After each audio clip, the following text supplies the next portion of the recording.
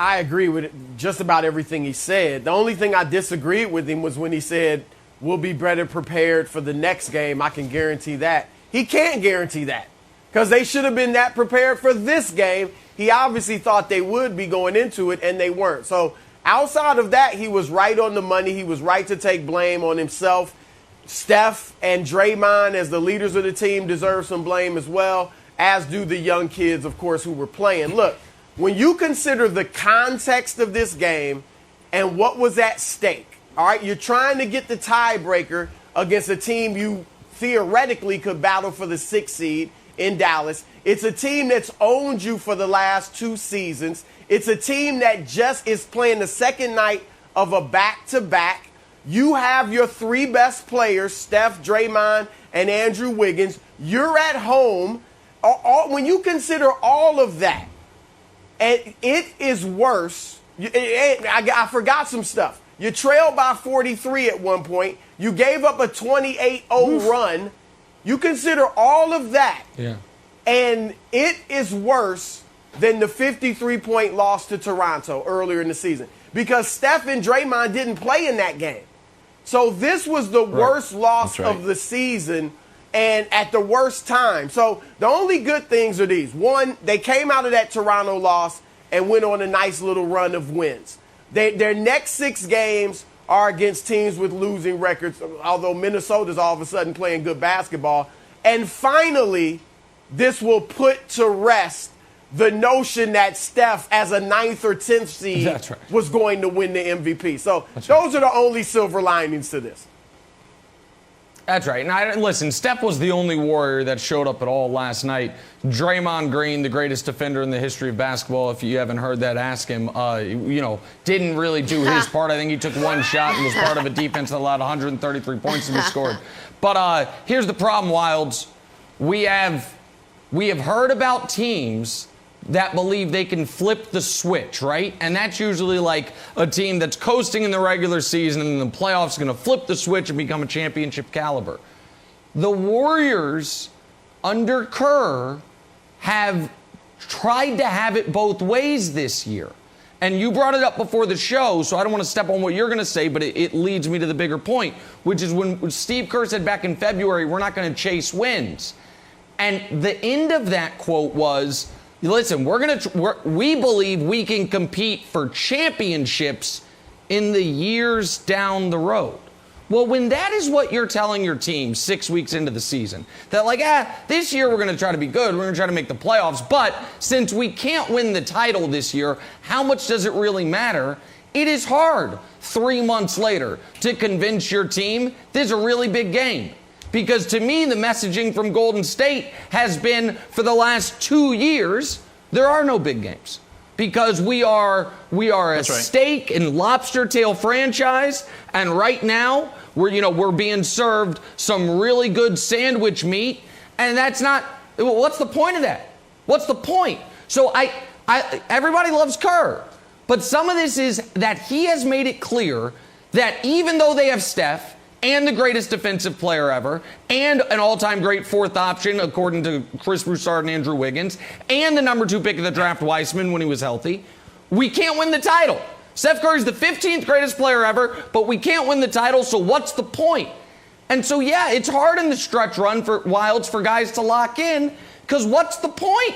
What's it matter? That's a problem. So, Broussard, do you blame them?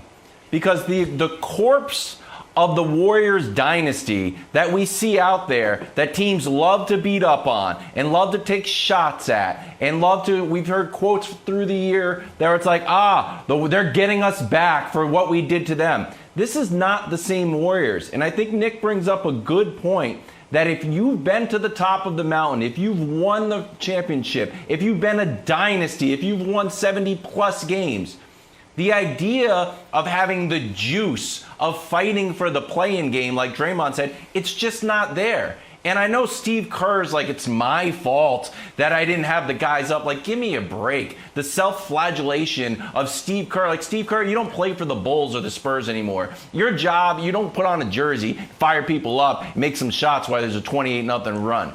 I don't think The core of this team, the mental makeup, the emotional makeup of this team is built for a rebuild. They're not Klay Thompson away. When Klay comes back, this team is not going to be a great team. They were great. I'm going to say, Broussard, you should probably think about breaking up the Warriors and everyone would be successful with another chapter rather than trying to recapture their old glory.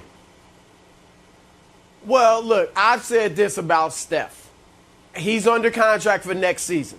Run it back. See how good you are when Klay gets back. If they're a 4th seed and go to the second round of the playoffs and lose in a tough series to one of the LA teams or something, then you feel like, okay, we're a couple of tweaks, a couple of small additions away from really competing for a championship again. Steph can lock in and stay in.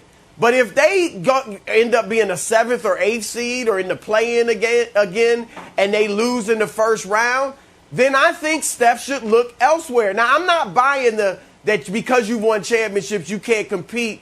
I think Brandon could speak to this. Every night you go out there, you want to win. And you're just competitive by nature as a professional athlete. So I'm sure, I do think Steph is like, look, let's get in the play-in and see what happens. Let's get in and, we can win the play-in. We can take our chances in the first round. We're playing with house money. So I think they're competitive in that regard. But if I'm Steph, I would love to see him play the final 5 years or so of his career trying to win championships. He's still obviously very much in his prime. That's true. So I think the question is going to become, does he move on? Especially if another super team, like if Brooklyn is healthy and emerges, right? Then somebody's got to build somebody to beat Brooklyn if indeed they stay healthy and look as good as we think they will. That's the conversation right there. Last night just brought this conversation back to the forefront. Steph Curry needs to be calling LeBron James, your boy Nick. He needs to be calling him and saying, hey, buddy, what are we doing this offseason? How can we make this happen?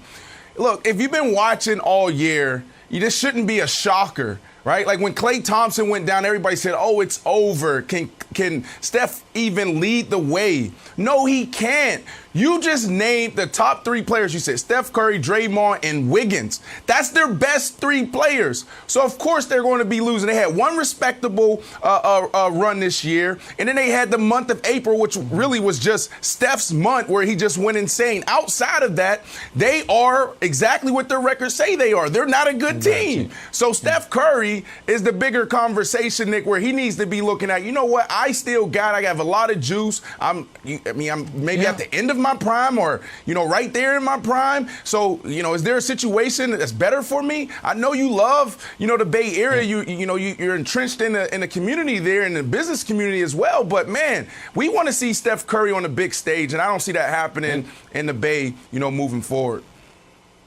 And we're going to get the answer to that this offseason, because the reason he didn't sign the extension last offseason was there's more money in long-term for him this offseason.